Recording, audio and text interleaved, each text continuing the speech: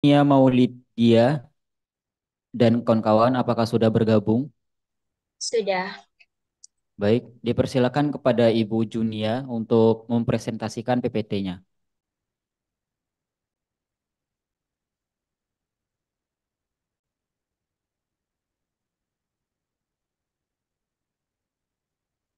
Mama yang screenshot ya. Baik, terima kasih atas waktu dan juga kesempatannya. Bismillah, Assalamualaikum warahmatullahi wabarakatuh. Eh, di sini izinkan saya untuk memperkenalkan diri. Saya Junia Maulidia, perwakilan dari tim saya eh, yang isinya ada Ibu Lolita Sari dan juga Ibu Zaratul Munawaroh. Kami dari Prodi Manajemen Pendidikan Universitas Islam Negeri Syarif Hidayatullah Jakarta. Di sini saya mewakili tim saya akan mempresentasikan penelitian kami yang berjudul Pengaruh Tata Ruang Perpustakaan Sekolah terhadap Minat Baca Peserta Didik di MAN 16 Jakarta. Sebelum kita lanjut membahas tentang penelitian di sini, saya akan menyampaikan quotes dari Abraham Lincoln uh, yang mengatakan, "My best friend is a person who will give me a book I have not read." Jadi di sini disimpulkan dari saya sendiri menyimpulkan bahwasannya janganlah kita bosan untuk membaca buku, teruslah membaca buku dari buku-buku yang baru yang belum pernah kita baca, karena bahwasannya dengan membaca kita bisa mendapat banyak informasi. Sejalan dengan kata-kata dari Abraham Lincoln tadi, uh, bahwasannya kita ketahui bahwasannya membaca itu merupakan kegiatan yang positif, di mana kita dapat menambah wawasan kita dan juga menambah informasi untuk diri kita sendiri maupun orang lain. Namun pada kenyataannya, kegiatan membaca itu cenderung tidak sepenuhnya disukai oleh banyak orang. Bahkan faktanya sendiri, positifnya sendiri dari kegiatan membaca itu bisa meningkatkan kualitas sumber daya manusia. Uh, Faktanya sendiri, di Indonesia sendiri itu sebagian besar provinsi di Indonesia itu uh, memiliki minat baca yang uh, kurang dari kata tinggi. Seperti itu. Bahkan menurut UNESCO sendiri menyebutkan bahwasannya Indonesia itu merupakan urutan kedua dari bawah mengenai literasi dunia. Artinya di sini minat baca masyarakat Indonesia juga sangat rendah dan cukup jauh tertinggal. Nah, untuk itu Tapi aku perlu direkam nggak kita bisa. menciptakan yang namanya minat baca, khususnya di dunia pendidikan bagi peserta didik. Namun, untuk sekolah, menciptakan minat baca bagi peserta didik itu tidaklah mudah. Perlu melakukan berbagai hal. Diperlukannya dukungan-dukungan dari berbagai pihak, khususnya dukungan dari pimpinan seperti kepala sekolah, lalu dukungan dari tenaga kependidikan dan juga tenaga pendidiknya, pustakawan, lalu dibutuhkannya pengembangan kurikulum dan juga metode pengajaran serta memberikan motivasi kepada siswa terkait minat baca itu sendiri. Nah, selain hal-hal tersebut yang dapat meningkatkan atau mendukung minat baca siswa, diperlukan juga yang namanya fasilitas dan juga sarana dan prasarana yang memadai. Eh, Mungkin salah satunya yang sangat mendukung adalah kesediaan perpustakaan sekolah. Nah, namun umumnya itu kan perpustakaan itu hanya dilihat sebagai perpustakaan atau ruang baca saja. Sekarang Padahal gituin perlu caranya. diperhatikan di dalamnya seperti tata ruang, tata letak barang-barangnya. Karena hal tersebut itu dapat menarik simpati bagi pembaca untuk meningkatkan minat bacanya. Ketika perpustakaan itu melakukan tata ruang, maka itu akan memberikan kenyamanan, relaksasi, dapat menghilangkan stres bagi pembaca, dapat meningkatkan gairah untuk membaca buku, lalu belajar menjadi lebih nyaman, serta dapat menghadirkan serta tuh perpustakaan disarankan untuk memiliki pencahayaan yang bagus. Supaya apa? Supaya pembaca itu tidak Nanti pusing ngambil pencahayaannya. screenshotnya dari Lalu sini aja disarankan juga untuk perpustakaan itu kalau udah selesai. ada ruangan khusus yang bebas digital, di mana terbebas dari handphone atau teknologi yang lainnya. Lalu tata ruang perpustakaan yang menarik ini eh, harus dikemas semenarik mungkin, senyaman mungkin, serapih mungkin, di mana hal tersebut bisa menimbulkan nuansa yang indah pada ruangan perpustakaan sekolah. Nah, hal tersebut dapat meningkatkan daya tarik bagi peserta didik untuk mengunjungi perpustakaan sekolah. Nah, di mana hal tersebut dapat meningkatkan minat baca peserta didik. Dan minat baca peserta didik ini juga dapat meningkatkan prestasi peserta didik itu sendiri. Lalu, dalam penelitian ini kami menganalisis terkait pengaruh ruang perpustakaan sekolah terhadap minat baca siswa di MAN 16 Jakarta, di mana kami berharap bahwasannya penelitian ini akan menjadi salah satu masukan bagi sekolah dalam menciptakan inovasi perpustakaan dalam desain tata letak perpustakaan untuk meningkatkan minat baca peserta didik.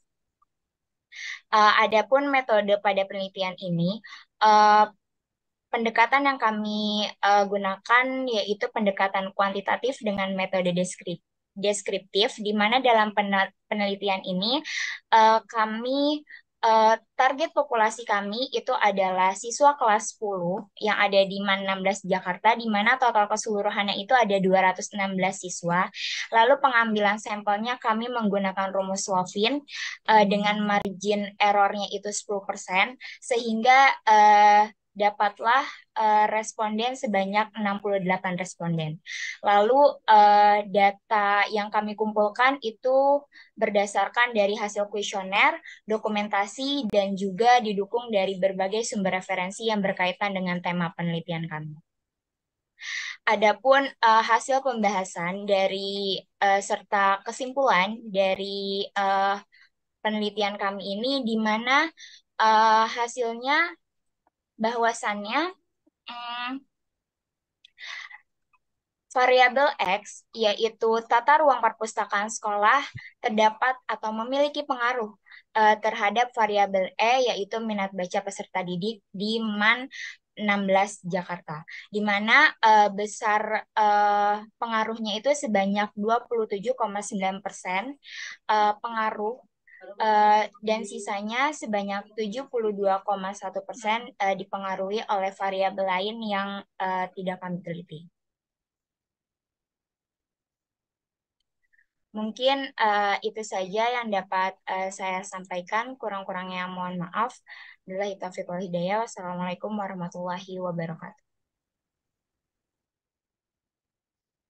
Baiklah, terima kasih kepada Ibu Junia atas paparannya. Dipersilakan kepada reviewer Ibu Dr. Nurmawati untuk memberikan Mama kok komentarnya. nggak on cam? Terima kasih Oh, untuk ya udah. Saudari Junia Maulida. Ini bersama Ibu Lolita Sari ya. Hmm. Baik, sedikit yang ingin saya didiskusikan di sini.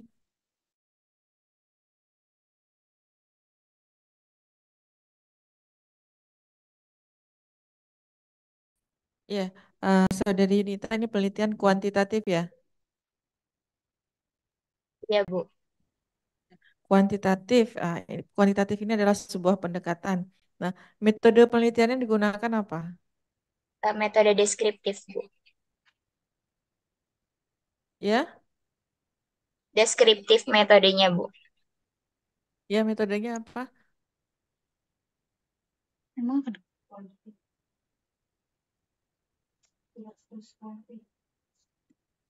kemana? Metodenya deskriptif, Ibu.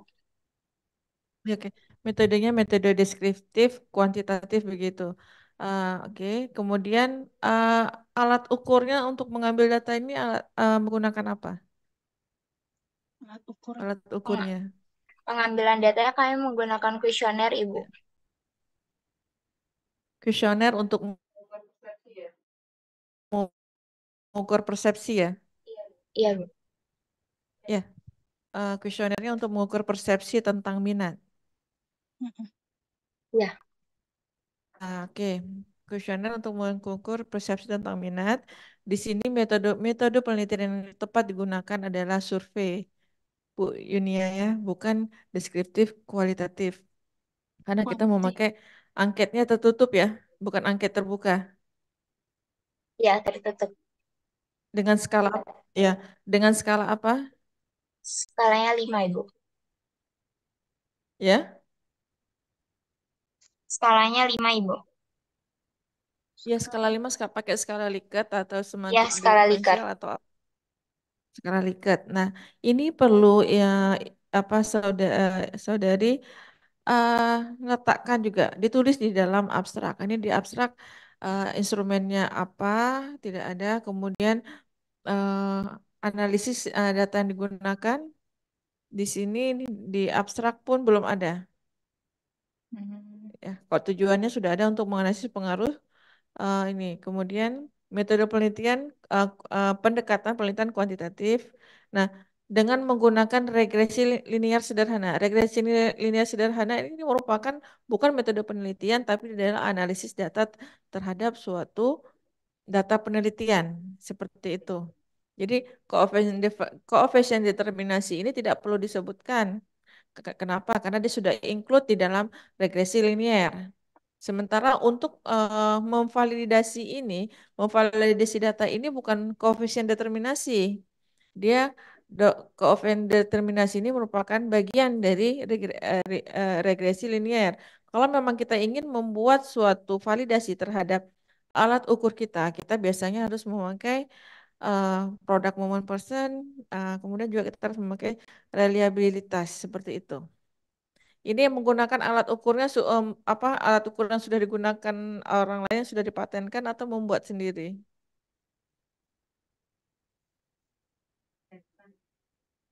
Eh, ada yang sudah dicampur sih, Bu. Ada yang sudah dipatenkan, ada yang membuat sendiri.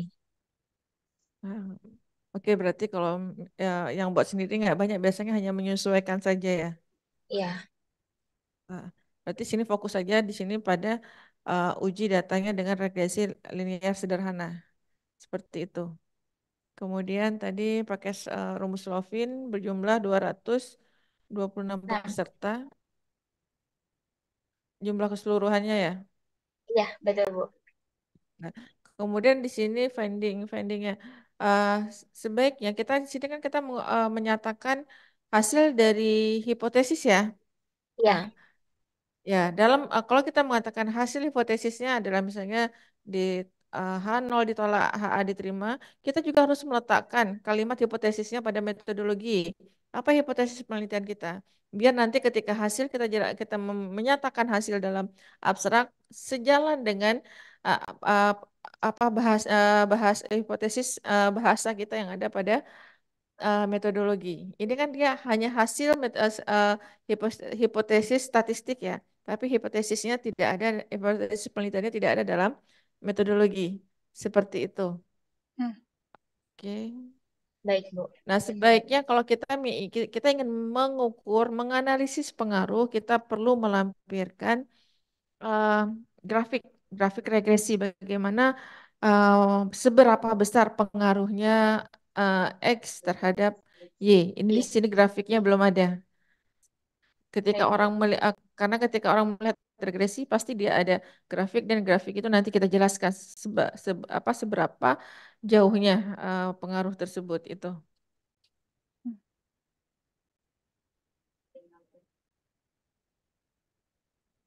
Jadi nanti untuk apa? Untuk analisisnya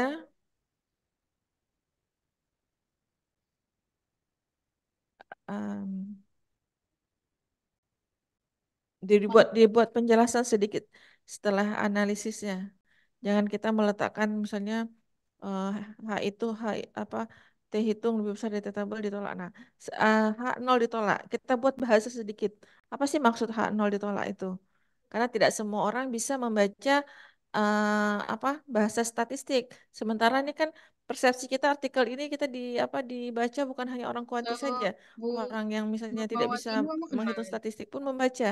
Jadi ada penjelasan dari H0 itu ditolak seperti apa, H diterima itu seperti apa. Seperti itu ya.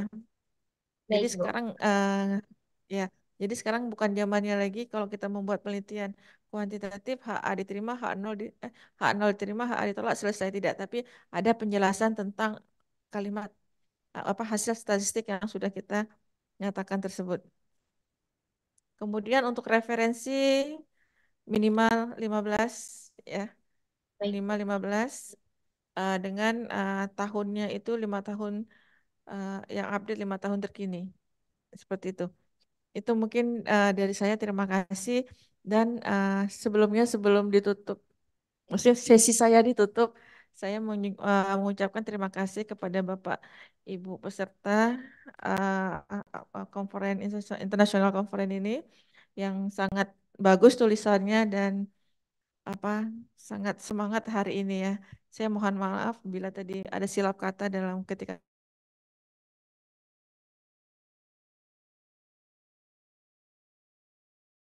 semakin baik dan nanti ketika dipublikasikan pun akan